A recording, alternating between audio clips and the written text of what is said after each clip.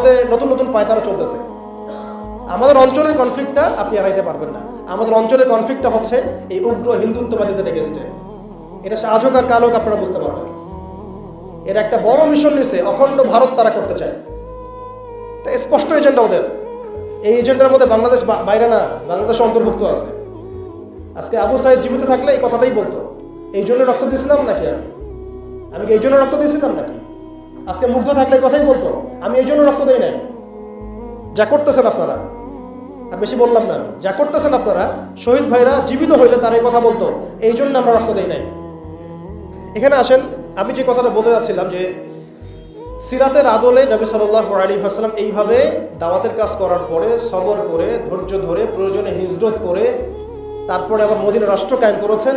তারপরে দাওয়াতের সাথে সাথে জিহাদ, কিতাল এগুলোর মধ্য দিয়ে তিনি পুরা মক্কা বিজয় করলেন। এবং মক্কা বিজয়ে এই যে ভিত্তি, এর উপর দাঁড়িয়ে পুরা আরব বিজয় হলো। এবং এই ভিত্তির উপর দাঁড়ায় 4 খলিফা 30 বছর শাসন করলেন, তাই না? তখন কি ইসলাম এরকম সংকুচিত অবস্থায় ছিল, দুর্বল অবস্থায় ছিল? মোটেই না। বরং স্পেন থেকে, একেবারে স্পেন থেকে এদিকে চায়না পর্যন্ত, এইদিকে আফ্রিকা থেকে নিয়ে পুরো সিন্ধু পর্যন্ত এই পুরো জায়গাটা আমাদের ছিল। চিন্তা করা যায়? চিন্তা করছেন একবার যে উমর রাদিয়াল্লাহু আনহু একটা এই খেজুরের বানানো মসজিদে বসে আছেন? ভাবা যায়? এই মাটির মধ্যে তিনি শুয়ে আছেন। রোমান সম্রাটের একজন দূত এসে দেখলো তিনি মাটিতে শুয়ে আছেন, দুপুরবেলা রেস্ট নিচ্ছেন। আর তার বাহিনী এইদিকে পৌঁছে গেছে একেবারে শাম পর্যন্ত, এদিকে পৌঁছে গেছে পারস্য পর্যন্ত। ভাবা যায় এগুলা? ওসমান রাদিয়াল্লাহু আনহুর সময় একদম সাইপ্রাস দ্বীপপুঞ্জ থেকে শুরু করে বাকি সব বিজয় হয়েছে। উমাইয়াদের সময় দেখা গেছে একদম স্পেন থেকে নিয়ে এদিকে চায়না পর্যন্ত, আর বললো আফ্রিকা থেকে নিয়ে সিন্ধু পর্যন্ত বিজয় হয়েছে। আব্বাসীয়দের সময় হয়েছে। এইভাবে প্রায় 1250 বছর আমরা ওয়ার্ল্ডকে শাসন করছি। তখন একটা মুসলিম নারীর দিকে চোখ তুলে তাকানোর জরুরত কেউ পড়তো না। একটা মুসলিম ভাইকে অন্যায়ভাবে হত্যা করবে সাহসী কারো ছিল না, গায়ে টোকা দিবে সাহসী ছিল না। মানে একেবারে চিহ্নিত করে করে মারা হচ্ছে, ইস্যু তুলে তুলে মারা হচ্ছে। যখন কোনো ইস্যু নাই, সবাই শান্তিপূর্ণ অবস্থায় থাকতে যাচ্ছে, তখন জঙ্গি ইস্যু তৈরি করা হচ্ছে, কোন নাটক সাজানো হচ্ছে। মুসলিমদেরকে মারার জন্য ভারতে নতুন নতুন পায়তারা চলতেছে। এখন আমাদের এই ভাইরা তো বদ্ধ একটা জায়গায়। আপনারাই বলেন তারা কি করবে এখন? তারা মিশন নিছে, রাষ্ট্রীয়ভাবে মিশন নিছে মুসলিম নিধনের। এখন এই ভাইদের কোনো রাষ্ট্র নাই, কোনো জামায়া নাই, কোনো আমির নাই, কোনো এদাদ নাই, কোনো জিহাদের কোনো মানে ওখানে অবস্থাই নাই করার মতো তাদের, তাই না? ভিতরে কথা বলছি আমি, কাশ্মীরের কথা বলছি না। তাহলে এই ভাইরা এখন কি করবে? এই যে অবস্থা, এই অবস্থা কি মনে করছেন আমাদেরকে প্রভাবিত করবে না? অভ্যন্তরীণভাবে এখানে বাংলাদেশে আমরা বেশিরভাগ মুসলিম হলেও আমাদের আশেপাশে চতুর্দিকে ঘোরাফেরা করতেছে কুফাররা, চতুর্দিকে ঘোরাফেরা করতেছে। আপনি কাকে বিশ্বাস করবেন? চায়নাকে বিশ্বাস করবেন? ভারতকে বিশ্বাস করবেন? নেপাল ভুটানকে বিশ্বাস করবেন? না মায়ানমারকে বিশ্বাস করবেন? আপনি যাবেন কোন দিকে? আমাদের প্রস্তুতিটা কি? আমাদের প্রিপারেশন কি? রাষ্ট্র কি প্রিপারেশন নিচ্ছে? আমার কথা হচ্ছে, রাষ্ট্র নাকি যুদ্ধ করে? সবাই বলেন একটা কথা না, রাষ্ট্রের অধীনে যুদ্ধ। তো রাষ্ট্র কি প্রিপারেশন নিচ্ছে? রাষ্ট্রের সেই ফিকির আছে কিনা? রাষ্ট্রের তো এই ফিকিরটুকু নাই যে রাষ্ট্রের মধ্যে ইসলামিক আইনগুলো বাস্তবায়িত হোক। এইটুকু ফিকির নাই তো আপনাদের। যারা ইলেকশন নির্বাচন গণতন্ত্র এগুলো করতেছেন, কার ফিকির আছে? আল্লাহর কসম করে বুকে হাত দিয়ে বলেন তো, কার ফিকির আছে ক্ষমতায় গিয়ে আপনি আল্লাহর আইন বাস্তবায়ন করবেন? ইসলামপন্থী ভাইদের কথা বাদ দিচ্ছি, ইসলামপন্থী ভাইদের কথা বাদ দিলাম, আমি সেকুলারদের কথা বলছি, ডেমোক্রেটিকদের কথা বলছি। কারণ রাষ্ট্র চলে আসছে এইভাবেই। আর যারা ফিকির করছেন ইসলাম নিয়ে আমি যাব, ওখানে গিয়ে এটা করবো, এটা আপনি ডেমোক্রেটিক সিস্টেমে করতে পারবেন না। আপনাকে সিস্টেমটা সরাই ফেলতে হবে। গণতন্ত্র বলে কোনো শব্দই রাখা যাবে না, তারপরে শরিয়া কায়েম করতে পারবে। শরিয়া আর গণতন্ত্র একসাথে থাকতে পারে না। শরিয়া, গণতন্ত্র, ধর্মনিরপেক্ষতাবাদ, কমিউনিজম এগুলো একসাথে থাকতে পারে না। একটা বোতল, এর মধ্যে আছে আপনার বিষ, এখানে আপনি দুধ খেতে পারবেন না। একটা বোতল, এখানে আছে বিষ, আপনি এটাকে 1000 বার ধুইতে হবে, ধোয়ার পরে আপনি দুধ ঢালতে পারবেন, খাওয়ার রিস্ক দিতে পারবেন, তাও খাবেন কিনা সন্দেহ আছে। আর এগুলো তো হচ্ছে মারাত্মক শিরকের বিষ। আমাদের হচ্ছে বড় কান্ট্রি আছে একটা তুরস্ক, একটা ইসলামিক ল বাস্তবায়ন করছে কিনা দেখায়। বড় একটা কান্ট্রি আছে মিশর, দেখায় আমাকে একটা ইসলামিক ল বাস্তবায়ন করতে পারছে কিনা, তিউনিশিয়া পারছে কিনা, আজারবাইজান পারছে কিনা, মরক্কো পারছে কিনা, ইথিওপিয়া পারছে কিনা, আপনারা বলেন পারছে কি? ইয়েমেন পারছে কিনা, জর্ডান পারছে কিনা, লেবানন পারছে কিনা? পারে নাই। আফগানিস্তান পারছে কেন? আফগানিস্তান পারছে কেন? কারণ তারা সিস্টেমগুলোকে সরাই দিছে। এটাই শরিয়া কায়েম করার রাস্তা, আর কোনো রাস্তা নাই। আপনি যতই তন্ত্রমন্ত্রের ধার ধারেন না কেন, আপনি কখনোই সফল হতে পারবেন না। লিখে নেন, কাজ করতে থাকেন, দেখেন ফান্তাজিরু ওয়া ইন্না মাআকুম মিনাল মুনতাজিরিন। কোনো সমস্যা নাই। আফগান পারছে এই কারণেই তারা সিরাতের রাস্তায় হাঁটছে। ওকে, আমাদের সাথে লড়বা, আমরাও তোমাদের সাথে লড়বো।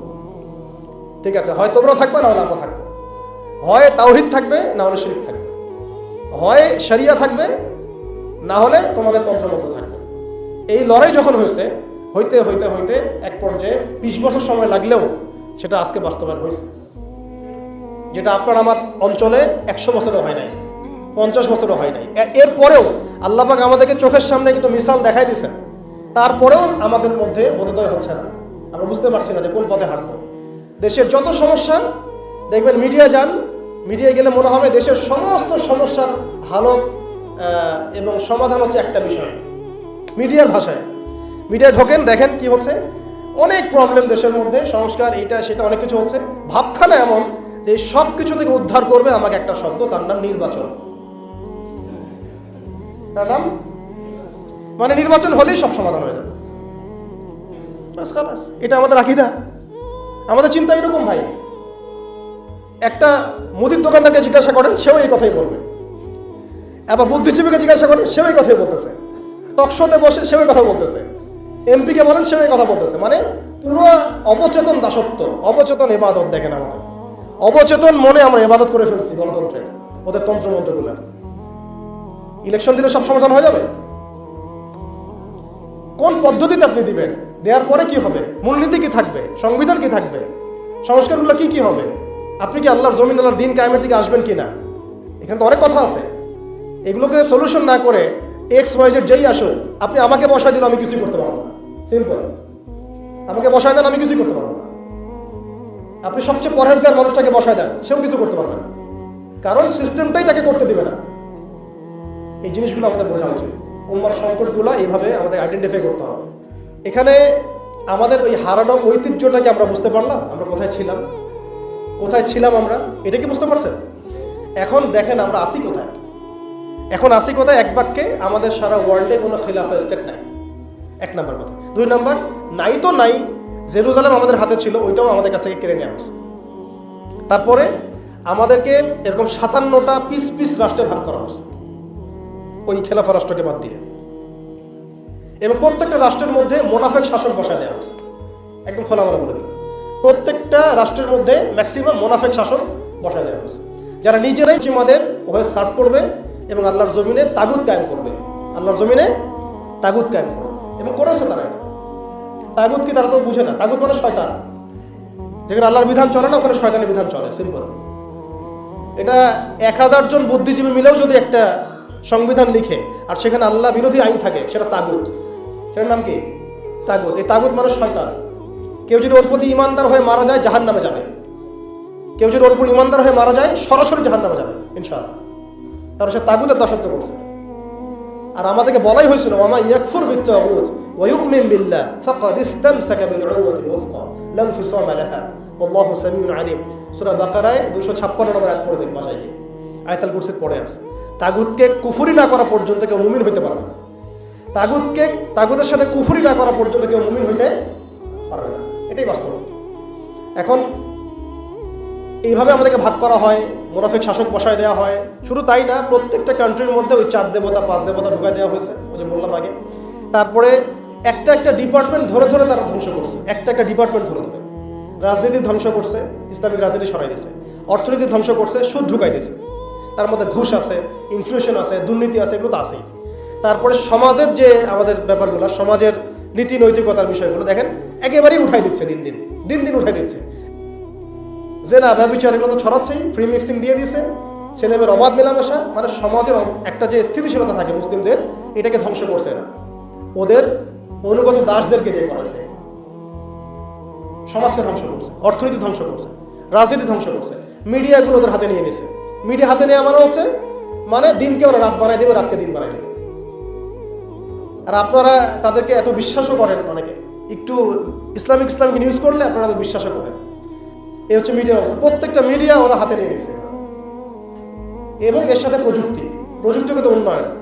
আমি তো বলছিলাম যে মানে আমাদেরকে এইভাবে মনিটর করা হতো যে আমাদের ফোনে যদি আপনি একটা কল দেন, মেসেজ করেন, তাহলে আপনি ট্রেস হয়ে যাবেন। এইভাবে মনিটর করা যায়। আপনি গোপনে আপনার স্ত্রীকে কি বলছেন সেটা তারা শুনতেছে আরিফেতে, আমি জানি না। আপনি আপনার ওয়াইফকে ফোনে গোপনে কি বলতেছেন ওইটা তারা রেকর্ড করতেছে। সুবহানাল্লাহ। তো আমি বলতে চাচ্ছিলাম আমরা কোন জায়গায় আসছি, এই জায়গায় এখনকার হালত, আজকে এই জায়গায় তারা আমাদেরকে নিয়ে আসছে। এখন প্রশ্ন হচ্ছে যে এই ওদের যে মানে অগ্রগতি, আমাদের যে অধঃপতন, এই জিনিসটার জন্য কি শুধু তারাই দায়ী না আমরাও দায়ী আছি? শুধু কি তারাই দায়ী না আমরা দায়ী আছি? আমরা আমাদের আগে দোষগুলো খুঁজে বের করব, আমরা নিজেরা আমাদের আগে ল্যাকিংসগুলোকে খুঁজে বের করব। আপনি দেখবেন, খুঁজতে থাকেন, প্রথম ল্যাকিংস পাবেন আপনি, আমি, বেশিরভাগ মানুষই জীবনের মৌলিক উদ্দেশ্য থেকে সরে গেছে। আমরা দুনিয়াদার হয়ে গেছি ভাই। আমরা এই দুনিয়াতে এইভাবে থাকার জন্য আসি নাই। আল্লাহ পাক আমাদেরকে পাঠাইছেন এই দুনিয়াতে দুইটা কাজ দিয়ে। একটা হচ্ছে আল্লাহর ইবাদত করতে হবে এবং তার জমিনে দিন কায়েম করতে হবে। এখানে আমি অন্য কোনো উদ্দেশ্যে আসি নাই, আমরা মুসাফির এখানে সবাই। আল্লাহ পাক বলেছেন ওয়া মা খালাকতুল জিন্না ওয়াল ইনসা ইল্লা লিয়াবুদুন, আর ইন তানসুরুল্লাহা ইয়ানসুরকুম ওয়া ইউসাব্বিত আকদামাকুম ওয়ালা তামুতুন্না ইল্লা ওয়া আনতুম মুসলিমুন। কতগুলো আয়াত আছে। ইন্নাল্লাহা লা ইউগাইয়িরু মা বিকওমিন হাত্তা ইউগাইয়িরু মা বিআনফুসিহিম।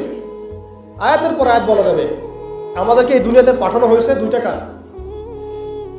আমাদেরকে আল্লাহর ইবাদত করতে হবে এবং আল্লাহর জমিনে তার দিন কায়েম করতে হবে।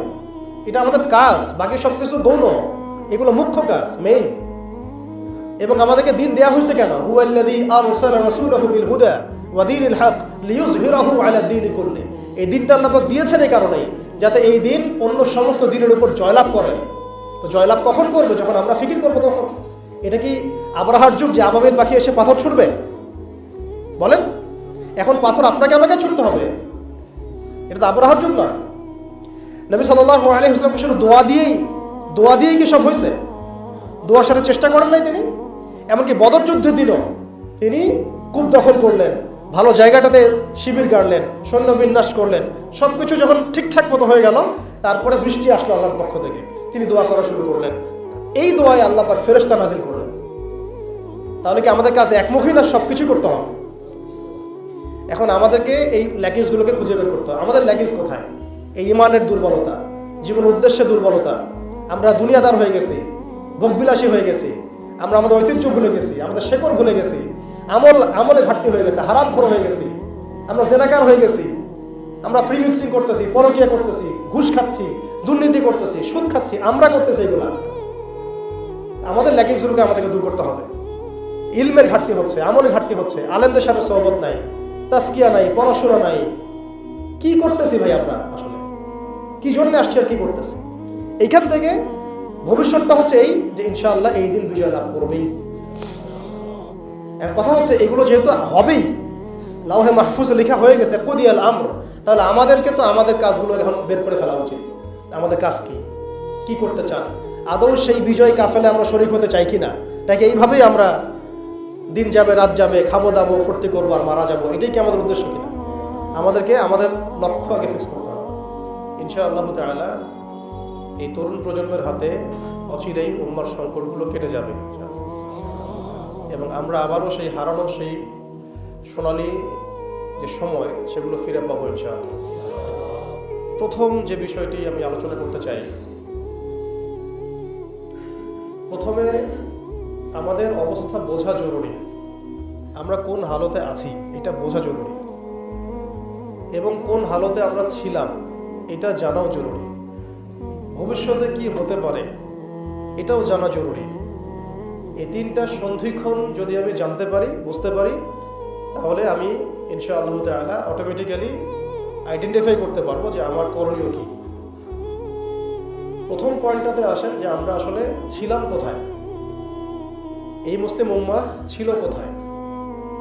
আমরা তো একটা জাতি, একটা উম্মাহ, একটা দেহের মতো। একটা অংশ আঘাতপ্রাপ্ত হলে অন্য অংশ ব্যথা অনুভব করবে। আমরা এমন জায়গায় ছিলাম। আমরা নবী মুহাম্মদ সাল্লাল্লাহু আলাইহি ওয়াসাল্লামের জীবনী থেকে দেখতে পাচ্ছি যে এমন একটা সময় আজকে থেকে প্রায় 1400 বছর আগে চলে গেছে, যে সমাজটা একদম আইয়ামে জাহেলিয়াতে পরিপূর্ণ ছিল। সেখানে তাওহীদ ছিল না, সুন্নাহ ছিল না, আখিরাত ছিল না, রিসালাত ছিল না। মানুষ লাত, উজ্জা, হুবল, মানাত এগুলোর উপাসনা করত, মূর্তি পূজা করত। মানুষ সুদ খেত, মানুষ জেনা ব্যভিচার করত, বেশি বেশি মদ পান করত, গোত্রীয় হানাহানিতে লিপ্ত ছিল, নারী জাতির অবমাননায় লিপ্ত ছিল। এমনকি তারা মাদকদ্রব্য নিয়ে দিনরাত সময় কাটাত। মানে এমন একটা সমাজ ব্যবস্থা আমরা দেখেছি 1400 বছর আগে, যে সময়টাকে ইতিহাস দুটা শব্দে আইডেন্টিফাই করে, আইয়ামে জাহেলিয়া। এক কথায় আইয়ামে জাহেলিয়া, অন্ধকারের যুগ। অন্ধকারের যুগ, দ্য এজ অফ ডার্কনেস, অন্ধকারের যুগ। এই অন্ধকারের যুগ আল্লাহ রাব্বুল আলামিন মাত্র 23 বছরের ব্যবধানে একটা কিতাব নাজিল করে, একজন নবীকে প্রেরণ করে, একজন নবীর সুন্নাহ দিয়ে, এবং একটা জামা, সাহাবায়ে কেরামের জামা, মানে ঐক্যবদ্ধ একটা প্ল্যাটফর্ম, এটাকে দিয়ে আল্লাহ রাব্বুল আলামিন মাত্র উইদিন 23 ইয়ার্স, মানে মাত্র 23 বছরের ব্যবধানে আল্লাহ রাব্বুল আলামিন এই সমাজের চিত্রটাকেই পরিবর্তন করে দিয়েছেন। এটা আমরা দেখেছি মাত্র 23 বছরের ব্যবধানে। তো সিরাতটা যদি আপনাদের পড়া থাকে তাহলে আপনারা বুঝতে পারবেন যে কিভাবে এই পরিবর্তনটা হয়েছে। যাদের সিরাতটা পড়া নাই তাদের বুঝতে একটু অসুবিধা হতে পারে।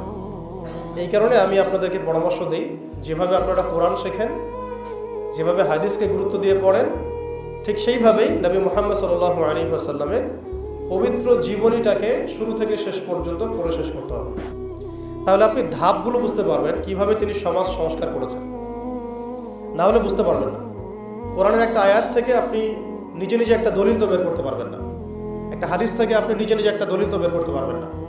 সিরাতটা যদি মাথায় থাকে, পুরো সিরাত মোবারক, পবিত্র সিরাত, তাহলে আপনি বুঝতে পারবেন কোন সিচুয়েশনে নবী সাল্লাল্লাহু আলাইহি ওয়াসাল্লাম প্রেরিত হয়েছিলেন, কিভাবে শুরু করেছেন, কিভাবে সামনে গিয়েছেন, কোন প্রেক্ষাপটে কিভাবে তিনি রিয়্যাক্ট করেছেন, এবং কিভাবে আস্তে আস্তে এই দিনটা অল্প গুটি কয়েক মানুষ থেকে পুরো জাজিরাতুল আরবের মধ্যে ছড়িয়ে পড়েছে, প্রতিষ্ঠিত হয়েছে। এক কথায় দিন কায়েম হয়েছে কিভাবে, এটা বুঝতে হলে সিরাত লাগবে। এটা যদি আমরা 2 মিনিটের মধ্যে বলি, তাহলে প্রথমে নবী সাল্লাল্লাহু আলাইহি ওয়াসাল্লাম ওহী প্রাপ্ত হয়েছেন। সেই ওহীটা হচ্ছে কোরআন এবং হাদিস এবং সুন্নাহ, এবং সেই ওহী দিয়ে তিনি দাওয়াতের কাজ শুরু করেছেন।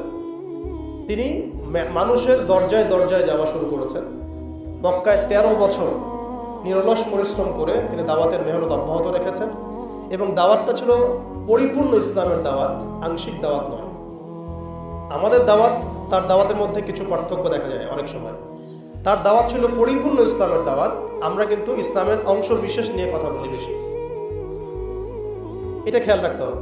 তিনি দাওয়াতের কাজ করেছেন পরিপূর্ণ ইসলামের দাওয়াত, উদখুলু ফিস সিলমি কাফা, এর উপর আমল করার জন্য। এখন এই দাওয়াতের ফলে প্রথম 3 বছর গোপন গোপন দাওয়াত হয়েছে, কিন্তু এই 3 বছরেই এমন কিছু সাহাবী তৈরি হয়েছিলেন যারা পরবর্তীতে বদর, উহুদ, খন্দক, খায়বার কাঁপিয়ে দিয়েছিলেন। যেমন আবু বকর সিদ্দিক, ওমর ইবনে খাত্তাব, ওসমান বিন আফফান, আলী ইবনে আবি তালেব, যায়েদ ইবনে হারসা, তারপরে বেলাল ইবনে রাবাহ, হামজা রাদিয়াল্লাহু আনহু, আব্দুর রহমান বিন আউফ, সাদ বিন আবি ওয়াক্কাস, আবু উবাইদা ইবনে জাররাহ, এরকম বরেণ্য সাহাবী যারা, এই সাহাবীরা তৈরি হয়েছেন কখন? ওই প্রথম সময়ের দিকে, প্রথম 13 বছরে। প্রথম 3 বছর গোপন দাওয়াতে এরকম বরেণ্য সাহাবায়ে কেরাম ইসলাম কবুল করা শুরু করেন। এরপরে দাওয়াতের গতি আরও বেগবান হয় যখন মক্কার শক্তিশালী কিছু মানুষ ইসলাম কবুল করেন, যেমন হামজা রাদিয়াল্লাহু আনহু, ওমর ইবনে খাত্তাব, এইরকম কিছু মানুষ। কারণ তাদের একজনের বক্তব্য বা একজনের অবস্থান সমাজে আরও 100 জনের সমান ছিল, 1000 জনের সমান ছিল। যখন সমাজে দাওয়াতের মধ্য দিয়ে প্রভাবশালী কিছু ব্যক্তি ইসলামের দিকে চলে আসে, তখন ইসলাম শক্তিশালী হয় এবং দাওয়াতটা বেগবান হওয়া শুরু হলো। দাওয়াত যত বেগবান হওয়া শুরু হলো, ততই কাফেরদের নির্যাতন বাড়তে থাকলো। দাওয়াত যত বেগবান হচ্ছিল নির্যাতনের মাত্রা তত বাড়ছিল। আমরা বিপরীতভাবে বলতে পারি, নির্যাতনের মাত্রা যত বাড়ছিল দাওয়াতও তত বেগবান হচ্ছে। আজকের বিষয় তাই হচ্ছে। ইসলামকে মুছে ফেলার যত চেষ্টা করা হচ্ছে ইসলাম ততই ছড়িয়ে পড়ছে, আলহামদুলিল্লাহ। তো এই বিষয়গুলো সিরাত থেকে দেখবেন সব মিলে যাবে। ওই যে আইয়ামে জাহিলিয়াতের বর্ণনা দিলাম, এখনকার বিশ্বে এই প্রত্যেকটা জাহিলিয়াত মজুদ আছে। প্রথমে যে আইয়ামে জাহিলিয়াতের যে খাসলতগুলো বললাম সেগুলো এখনকার বিশ্বে শতভাগ মজুদ আছে। এটা অনেক লম্বা আলোচনা। এখন তো মানুষ সরাসরি মুসলিমরা লাত, ওজ্জা, হবল, মানাতের ইবাদত না করলেও অদৃশ্য কিছু শিরকি মতবাদের ইবাদত করে, যেমন গণতন্ত্র, যেমন কমিউনিজম, ধর্মনিরপেক্ষতাবাদ, তারপরে জাতীয়তাবাদ, তারপরে এথিজম, নাস্তিকতা। এগুলো দেখা যায় না, ছোঁয়া যায় না, ভার্চুয়াল, ইনভিজিবল, কিন্তু এগুলো একটা আদর্শ। যে আদর্শগুলোর মধ্যে কুফর আছে, শিরক আছে, হারাম আছে, তাগুত আছে। সরাসরি মূর্তির সামনে সেজদা না করলেও অবচেতনভাবে মুসলিমরা আজকে এই মতবাদগুলোর পূজা করতেছে। এটাও শিরকের মধ্যেই পড়ছে, আংশিক হইলেও। কোনো কোনো ক্ষেত্রে যদি আকীদা ঠিক না থাকে তাহলে পরিপূর্ণ শিরক হবে। এখন কথা হচ্ছে, এটা গেল মুসলমানদের অবস্থা। অমুসলিমরা তো মূর্তি পূজা করছেই। বিশ্বের বেশিরভাগ মানুষ এখন দেখা যাচ্ছে খ্রিস্টান ধর্মাবলম্বী, যারা ঈসা আলাইহিস সালামকে আল্লাহর পুত্র সাব্যস্ত করছে। আর মালউন যারা, মালউন মুশরিক, তারা কি করছে এটা তো আপনারা দেখতেই পাচ্ছেন। তারা লক্ষ কোটি দেবতার পূজা করছে, প্রকৃতি পূজা করছে। এর বাইরে আবার নতুন মতবাদ আসছে এখনকার বিশ্বে, নাস্তিকতা, যেটা এত এত উঁচু স্তরে ছিল না বিশ্বে কখনো। এই নাস্তিকতা দিন দিন এটা বাড়ছে আর বাড়ছে, বাড়ছে আর বাড়ছে। মানুষকে আল্লাহর দাসত্ব থেকে বের করে অন্য কোনো সত্তার দাসত্বের দিকে তারা নিয়ে যাওয়ার চেষ্টা করছে নাস্তিকতার আদলে। এখন যাই হোক, ওই জাহালাতগুলো এখন দূর হয় নাই, বরং বহু উঁচু স্তরে এটা সমাজে ছড়িয়ে পড়েছে আরো। কারণ সেই স্বর্ণযুগ থেকে আমরা বের হয়ে আসছি, সেই স্বর্ণযুগ আমাদের এখন তো নাই। এখন ওই যে সুদ, এই সুদ এখন হয়েছে বিশ্ব ব্যবস্থার সুদভিত্তিক ব্যাংকিং সিস্টেম। একই সুদ, বরং তার চেয়ে ভয়াবহ। 90% মুসলিম সুদের সাথে সম্পৃক্ত, অলমোস্ট। হিসাব করে দেখে না, থাকতে হবেই। ওয়ার্ল্ড ব্যাংকের আন্ডারে, IMF এর আন্ডারে, ফেডারেল রিজার্ভ ব্যাংকের আন্ডারে। তো অনেক গভীর বিষয়গুলো। মূল কথা হচ্ছে ওই সুদভিত্তিক অর্থ ব্যবস্থা এখন পর্যন্ত যায় নাই, বরং এখন ওয়ার্ল্ড ওয়াইড এটাকে আমরা বলি গ্লোবালাইজেশন হয়েছে। মাদক, সেটা কি থেমে গেছে? আইয়ামে জাহিলিয়াতের মাদক এখন বরং আরো উঁচু স্তরে আছে। কোন মুসলিম কান্ট্রি আছে যেটা মাদক মুক্ত? আরবের মধ্যেও দেখবেন মানুষ ওপেনে মাদক খাচ্ছে, আরবের মধ্যেই। যারা গিয়েছেন, যাওয়া আসা করেন, তা তো দেখেনি। মাদক থেকে কে মুক্ত? কোন কোন ন্যাশনটা মুক্ত মুসলিমদের মধ্যে? বরং ইসলামিক কান্ট্রিগুলোতে মদকে সংবিধান দিয়ে হালাল করা হয়েছে। ইসলামিক কান্ট্রিগুলো বলি আমরা, যে তথাকথিত ইসলামিক কান্ট্রি, বাংলাদেশকে তো অনেক ইসলামিক কান্ট্রি মনে করে আর কি, ঠিক আছে? পাকিস্তানকে ইসলামিক কান্ট্রি মনে করে, ইরানকে ইসলামিক কান্ট্রি মনে করে, ঠিক আছে? জর্ডানকে ইসলামিক কান্ট্রি মনে করে, লেবাননকে ইসলামিক কান্ট্রি মনে করে। ইসলামিক কান্ট্রি আর ইসলামিক স্টেট এগুলো এক না বিষয়। মুসলিম সংখ্যাগরিষ্ঠ থাকলেই একটা রাষ্ট্র ইসলামিক স্টেট হয় না, হয় না। মুসলিম সংখ্যাগরিষ্ঠ থাকলে একটা রাষ্ট্র কখনো ইসলামিক স্টেট হয় না। একটা রাষ্ট্র তখনই ইসলামিক স্টেট হয় যখন সেটা আল্লাহর আইন দ্বারা পরিচালিত হয়। তো বাংলাদেশ কি আল্লাহর আইন দ্বারা পরিচালিত হয়? সবাই জানি এটা হয় না। এটা হওয়ার ইচ্ছাও কি তাদের আছে? যারা লিডিং রোল প্লে করে তাদের তো ইচ্ছাও নাই, কারণ তারা মনে করে ইসলামিক আইন দিয়ে যদি রাষ্ট্র চলে তাহলে রাষ্ট্র নাকি মৌলবাদী রাষ্ট্র হয়ে যাবে, ভারত নাকি খেপে যাবে। এগুলো তারা মনে করে। এই জুজুর ভয় তারা আমাদেরকে দেখায়। এগুলো সব জুজুর ভয়। অথচ রাসূলুল্লাহ সাল্লাল্লাহু আলাইহি ওয়াসাল্লাম যখন মদিনা রাষ্ট্র কায়েম করেছেন তখন বিশ্বে রোমানরা পরাশক্তি ছিল, পারস্যরা পরাশক্তি ছিল। মদিনা রাষ্ট্রের আয়তন এতটুকু ছিল, ছোট না, খুব বড় রাষ্ট্র ছিল না, ছোট একটা রাষ্ট্র, জনসংখ্যাও কম। বনু কুরাইজা, বনু কাইনুকা, বনু নাজির আছে, পাশে আবার কিছু পত্তলিকও আছে, মদিনার ভিতরে আবার মুনাফিকরাও আছে। তাদের অস্তিত্বের উপরেই মদিনা রাষ্ট্র কায়েম হলো এবং সেখানে আল্লাহ পাকের বিধান বাস্তবায়িত হলো। কই, তখন তো আমরা এভাবে চিন্তা করি নাই যে রোমানরা খেপে যাবে, পার্সিয়ানরা খেপে যাবে। ওরা তখন সংখ্যার দিক থেকে, অস্ত্রের দিক থেকে, জনবলের দিক থেকে, মানে আপনার সার্বভৌমত্বের দিক থেকে মুসলিমদের চেয়ে অনেক শক্তিশালী ছিল। কিন্তু কোনো মুসলিম তো এভাবে চিন্তা করে নাই যে আল্লাহর জমিন, আল্লাহর আইন বাস্তবায়িত করলে ওরা আমাদের উপর খেপে যাবে, তেড়ে আসবে। আর আসলেই বাকি যে কয়েকবার তেড়ে আসছে সে কয়েকবার তারা নাকামি চুবানি খেয়ে বিতাড়িত হয়েছে। আমরা সেই রোমানদেরকে ডিফিট করেছিলাম, সেই পার্সিয়ানদেরকে ডিফিট করেছি, সেই রোম সাম্রাজ্য, সিরিয়া, শাম এগুলো আমরা বিজয় করেছি, সে পারস্য আমরা বিজয় করেছি। যারা আমাদের এগেনস্টে দাঁড়ানোর চেষ্টা করেছে আল্লাহ পাক ধুলা বানিয়ে উড়িয়ে দিয়েছিলেন। কই তখন তো আমাদেরকে এত নেগেটিভ চিন্তা করতে হয় নাই, ব্যাকফুট চিন্তা করতে হয় নাই। এখন হয় কেন? বিকজ আমরা সেই ইমান, সেই তাকওয়া, সেই আকীদা, সেই আমল, সেই মানহাজের মধ্যে নাই। As simple as that. আমরা এখন সেই অবস্থায় নাই, ইমানের দিক থেকে, আমলের দিক থেকে, তাসকিয়ার দিক থেকে, জামার দিক থেকে। সবচেয়ে বড় কথা হচ্ছে দিন পালনের দিক থেকে, দিন বোঝা এবং পালন করার দিক থেকে আমরা ওই জায়গায় নাই। আমরা দেখুন দিন পালন করছি আংশিক, যতটুকু আমার পক্ষে পসিবল হচ্ছে আংশিক, বুফের মতো আমরা মনে করছি, যেটা ইচ্ছা নিব, যেটা ইচ্ছা নিব না। দিন তো বুফে না। উদখুলু ফিস-সিলমি কাফা মানে হচ্ছে দিনে আমাকে পরিপূর্ণরূপে প্রবেশ করতে হবে। যখন যেটা আমার সামনে আসবে আমাকে সেটা করতে হবে। ফরজ হয়েছে নামাজ পড়তে হবে, যাকাত ফরজ হলে যাকাত দিতে হবে, হজ ফরজ হলে হজ করতে হবে। আমার এখানে অপশনাল কোনো থিঙ্কিং এর তো সুযোগ নাই। পর্দা ফরজ হলে পর্দা করতে হবে, ইভেন জিহাদ ফরজ হলে জিহাদও করতে হবে। যেটা ফরজ হবে সেটা করতে হবে, যেটা ওয়াজিব সেটা করতে হবে, যেটা সুন্নাহ সেটা আমল করতে হবে। এখানে তো আমার অপশন নাই যে আল্লাহ আমি পর্দাটুকু বাদ দিয়ে দাও আমার জন্য, নাউজুবিল্লাহ, আমার জন্য মদটাকে হালাল করে দাও, নাউজুবিল্লাহ, আমার জন্য জেনাকে হালাল করে দাও, নাউজুবিল্লাহ। এটা কি সম্ভব?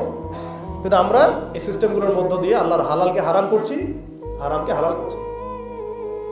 তো আমি বলছিলাম ওই জাহালাতের এই না সুদভিত্তিক সিস্টেম দূর হয়েছে, আর না সেই মাদক দূর হয়েছে, আর না সেই শিরক দূর হয়েছে, আর না গোত্রীয় হানাহানি দূর হয়েছে।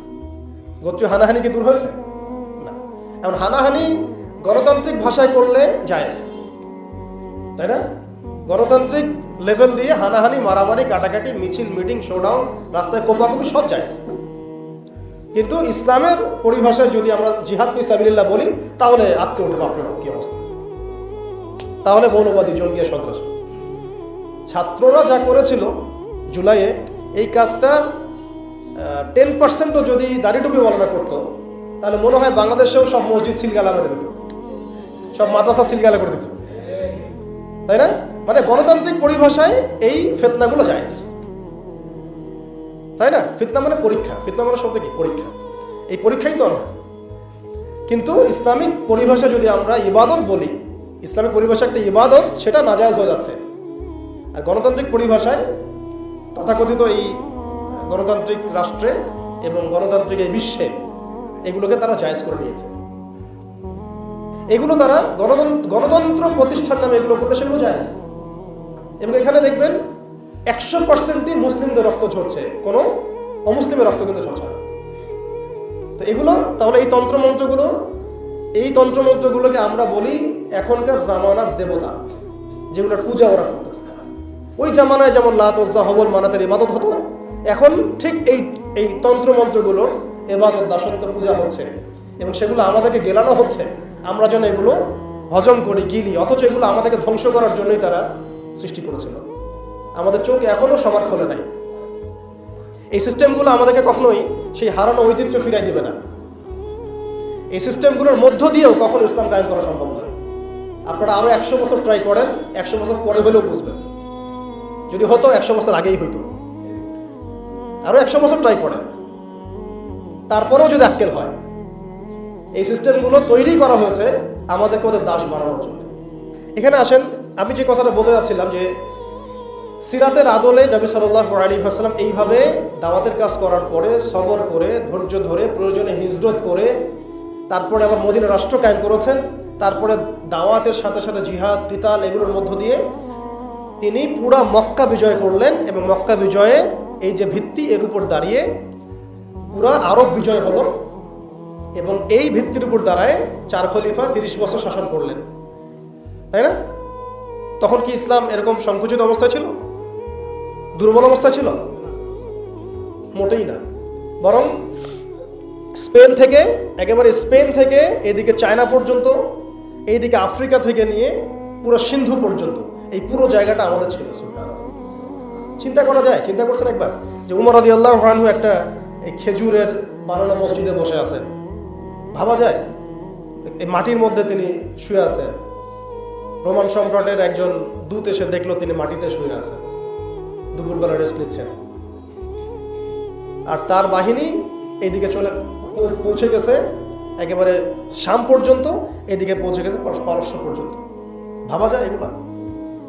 ওসমান রাদিয়াল্লাহু আনহুর সময় একদম সাইপ্রাস দ্বীপপুঞ্জ থেকে শুরু করে বাকি সব বিজয় হয়েছে। উমাইয়াদের সময় দেখা গেছে একদম স্পেন থেকে নিয়ে এদিকে চায়না পর্যন্ত, আর বললো আফ্রিকা থেকে নিয়ে সিন্ধু পর্যন্ত বিজয় হয়েছে। আব্বাসীয়দের সময় হয়েছে। এইভাবে প্রায় 1250 বছর আমরা ওয়ার্ল্ডকে শাসন করছি। তখন একটা মুসলিম নারীর দিকে চোখ তুলে তাকানোর জরুরত কেউ করতো না। একটা মুসলিম ভাইকে অন্যায়ভাবে হত্যা করবে সাহসী কারো ছিল না, গায়ে টোকা দিবে সাহসী ছিল না। মানে একেবারে চিহ্নিত করে করে মারা হচ্ছে, ইস্যু তুলে তুলে মারা হচ্ছে। যখন কোনো ইস্যু নাই, সবাই শান্তিপূর্ণ অবস্থায় থাকতে যাচ্ছে, তখন জঙ্গি ইস্যু তৈরি করা হচ্ছে, কোন নাটক সাজানো হচ্ছে। মুসলিমদেরকে মারার জন্য ভারতে নতুন নতুন পায়তারা চলতেছে। এখন আমাদের এই ভাইরা তো বদ্ধ একটা জায়গায়। আপনারাই বলেন তারা কি করবে এখন? তারা মিশন নিছে, রাষ্ট্রীয়ভাবে মিশন নিছে মুসলিম নিধনের। এখন এই ভাইদের কোনো রাষ্ট্র নাই, কোনো জামা নাই, কোনো আমির নাই, কোনো এদাদ নাই, কোনো জিহাদের কোনো মানে ওখানে অবস্থাই নাই করার মতো তাদের, তাই না? ভিতরে কথা বলছি আমি, কাশ্মীরের কথা বলছি না। তাহলে এই ভাইরা এখন কি করবে? এই যে অবস্থা, এই অবস্থা কি মনে করছেন আমাদেরকে প্রভাবিত করবে না?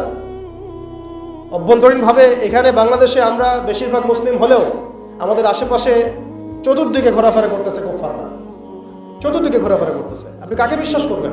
চায়নাকে বিশ্বাস করবেন? ভারতকে বিশ্বাস করবেন? নেপাল ভুটানকে বিশ্বাস করবেন? না মায়ানমারকে বিশ্বাস করবেন? আপনি যাবেন কোন দিকে?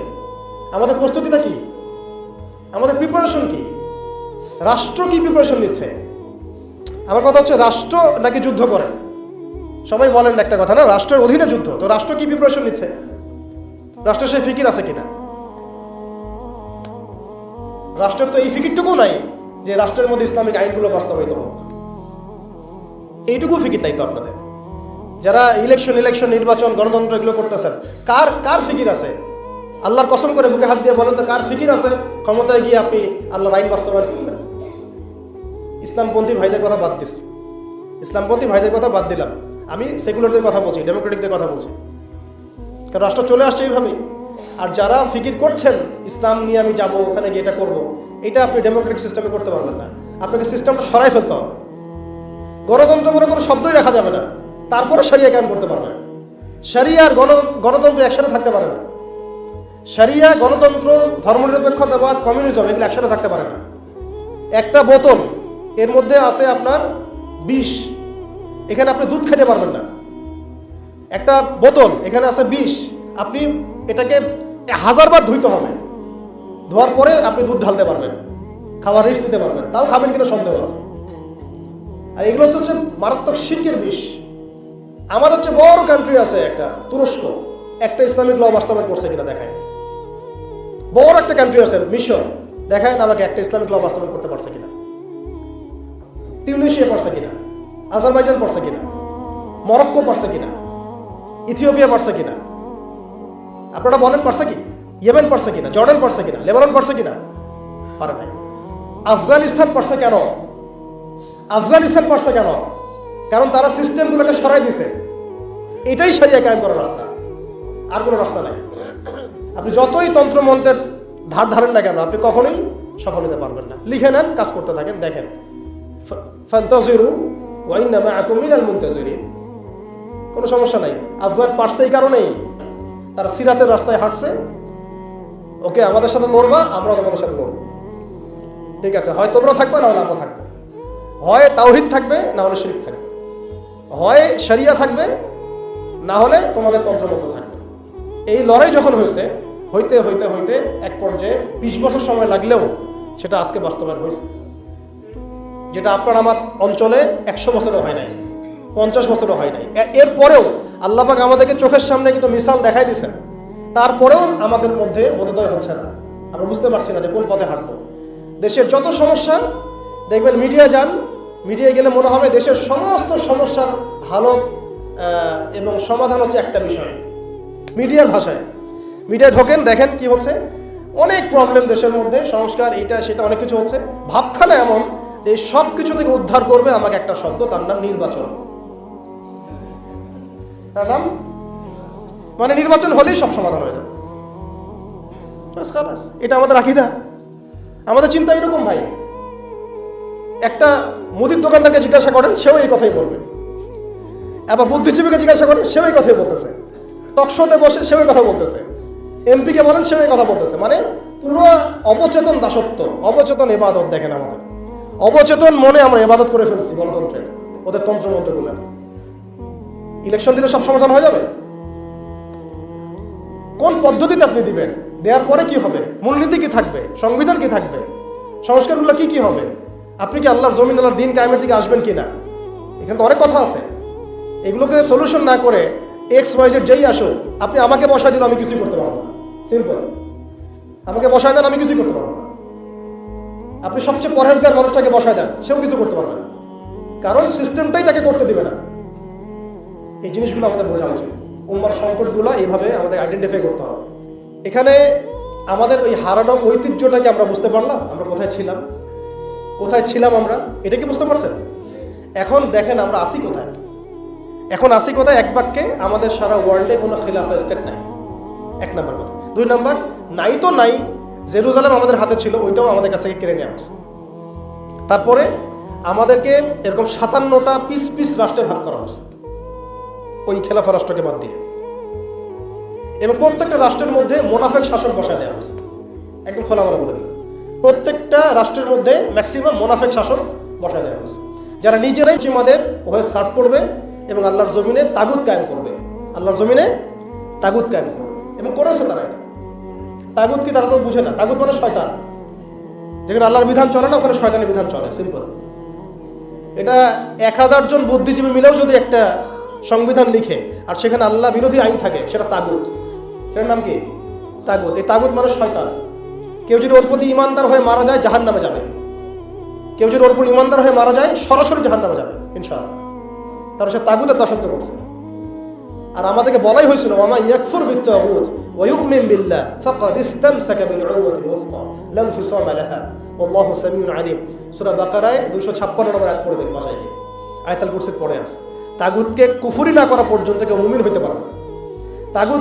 তাগুতের সাথে কুফরি না করা পর্যন্ত কেউ মুমিন হইতে পারবে না, এটাই বাস্তব। এখন এইভাবে আমাদেরকে ভাগ করা হয়, মুনাফিক শাসক বসায় দেওয়া হয়। শুধু তাই না, প্রত্যেকটা কান্ট্রির মধ্যে ওই 4 দেবতা 5 দেবতা ঢুকাই দেওয়া হয়েছে, ওই যে বললাম আগে। তারপরে একটা একটা ডিপার্টমেন্ট ধরে ধরে তারা ধ্বংস করছে, একটা একটা ডিপার্টমেন্ট ধরে ধরে। রাজনীতি ধ্বংস করছে, ইসলামিক রাজনীতি সরাই দিয়েছে। অর্থনীতি ধ্বংস করছে, সুদ ঢুকাই দিয়েছে। তার মধ্যে ঘুষ আছে, ইনফ্লেশন আছে, দুর্নীতি আছে, এগুলো তো আছেই।